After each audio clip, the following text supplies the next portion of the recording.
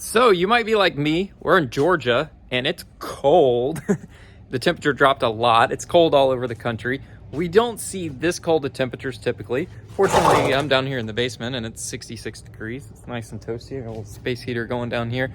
But we woke up this morning and the furnaces would not come on. It's like, what's going on? I woke up at like 6:30. I went and kicked it up to 70 degrees. We turn it down to 66 at night.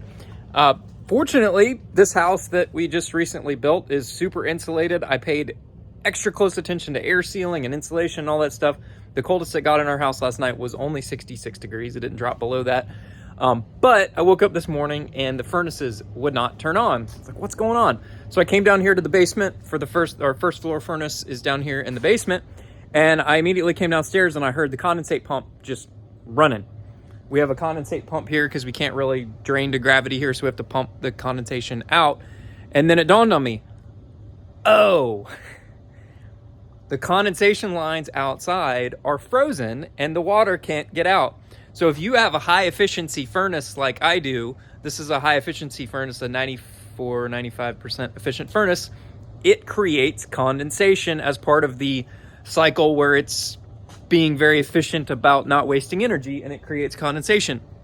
Not to mention, I also have a dehumidifier down here that runs into this condensate pump too. So basically I had a backup of condensation in here, and my furnace has a fail-safe switch. It's called a safety switch. It's a T and safety. Funny play on words. Safety switch. And what that does is if you get too much condensation in your system, it will actually shut off the furnace so that you don't flood your house out. Ask me how I know. I learned that the hard way in one of our rental properties years ago that flooded out because we didn't have a safety switch and condensation backed up and flooded everything. Some of you may have experienced that too. So basically I went outside and I started thawing everything out. We also have a furnace for the second floor. It's upstairs in the attic space off the second floor.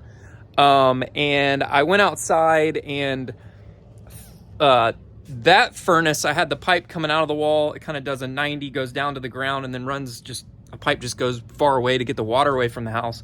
So that was frozen. So I basically just took a propane torch. I couldn't find my heat gun. I have a heat gun. You could use a hairdryer to do this too. Take a little bit longer.